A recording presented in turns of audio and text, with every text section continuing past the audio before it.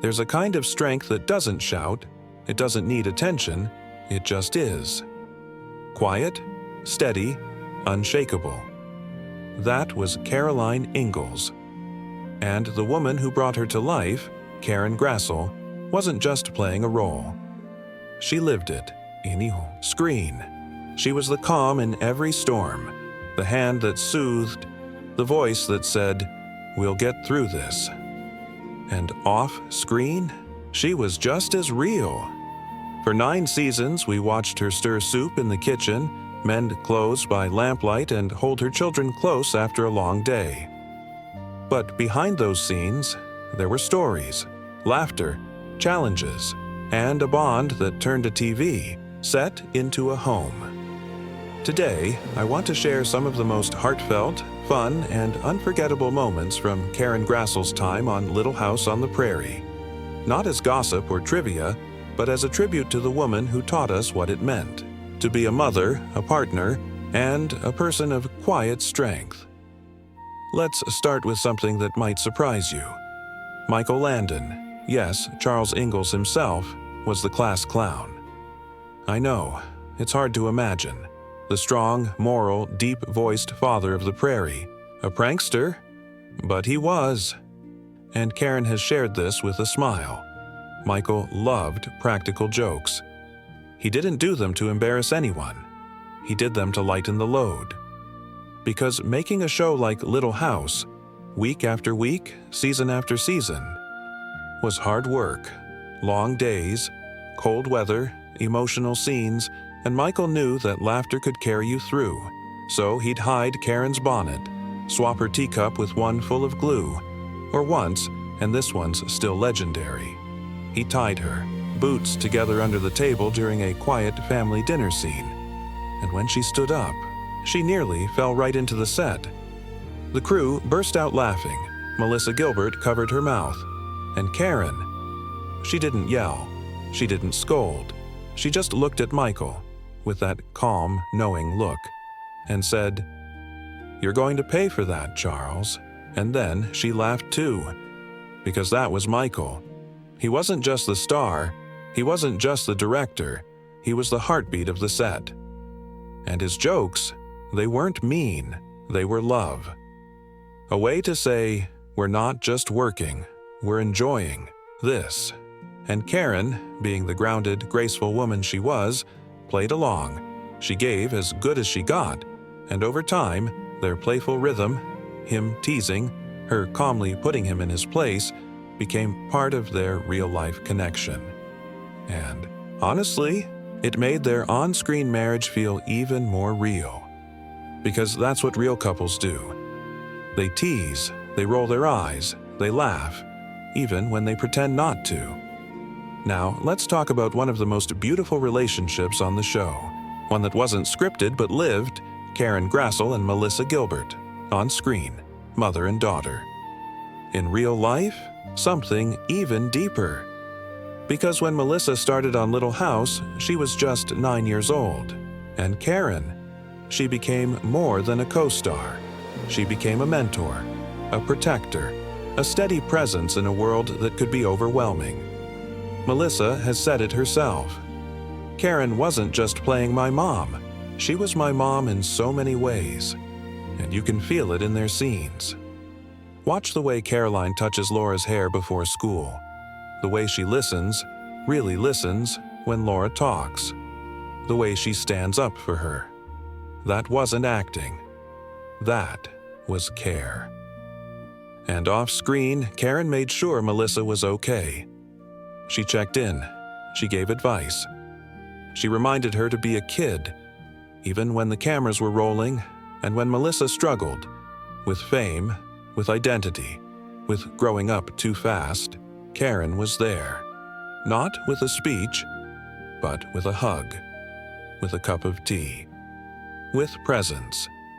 And years later, when Melissa became president of the Screen Actors Guild, Karen was in the audience, smiling, proud, like a real mother watching her daughter succeed. And that bond, it never faded. Even now, they still speak with warmth. And when fans ask Melissa about her favorite memories from the show, she always mentions Karen, because she wasn't just Ma, she was family.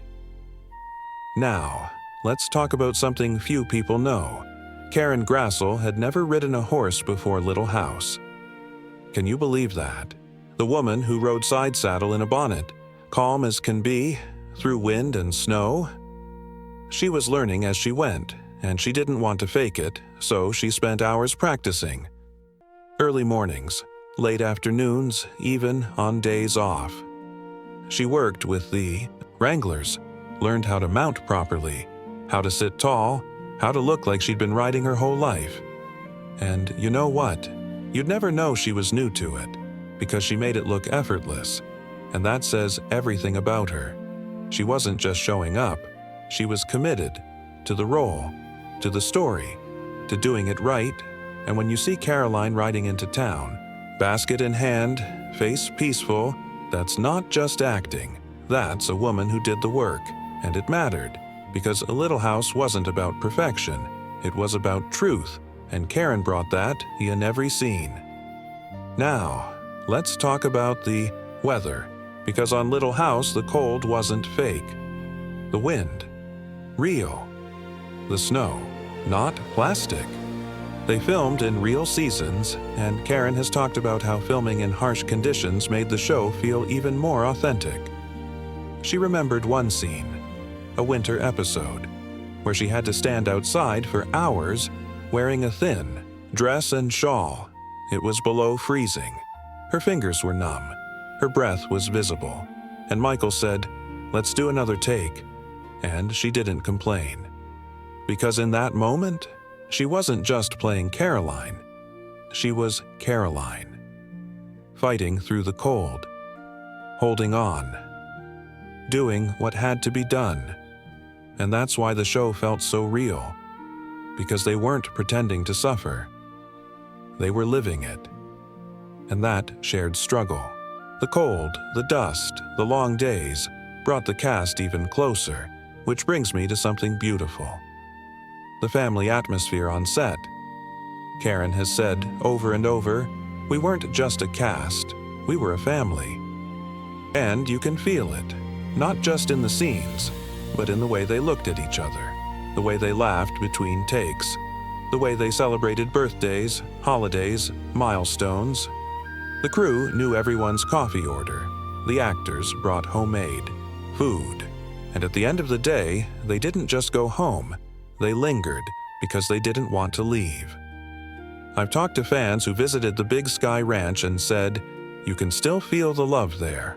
And I believe that. Because when a group of people spend 9 years building a world together, raising kids, facing storms, celebrating small joys, something sacred happens. They create a home, and that's what Walnut Grove was.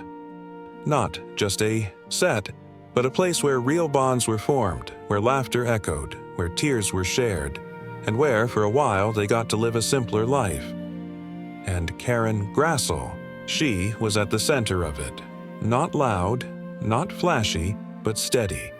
Like the hearth in the Ingalls cabin, always warm, always there. Now, let's talk about her legacy. Because Karen didn't just play a mother, she was a mother. To the cast, to the crew, to the fans, and she did it with grace. No ego, no need for attention, just quiet strength, and when the show ended, she didn't chase fame. She stepped back. She taught. She wrote. She lived, and she still speaks with honesty about her time on Little House. Not with bitterness, but with gratitude. She once said, I didn't just play a good woman. I got to be one, surrounded by people who believed in kindness. And that's the truth. Because Little House wasn't just a TV show, it was a choice. To believe in family, in love, in doing the right thing, even when no one was watching, and Karen Grassle lived that choice every single day. So, the next time, you see Caroline Ingalls smoothing her apron, calling the children to supper, or standing by Charles's side. Don't just see an actress. See the woman behind her. the one who learned to ride a horse at 30, who laughed through pranks, who mothered a child not her own, in every way that mattered, who braved the cold, the cameras, the pressure, and never lost her calm. Karen Grassle. Not just Ma, but a quiet hero. And proof that the strongest people aren't always the loudest. Sometimes they're the ones who say, "I love you," with a look and mean it.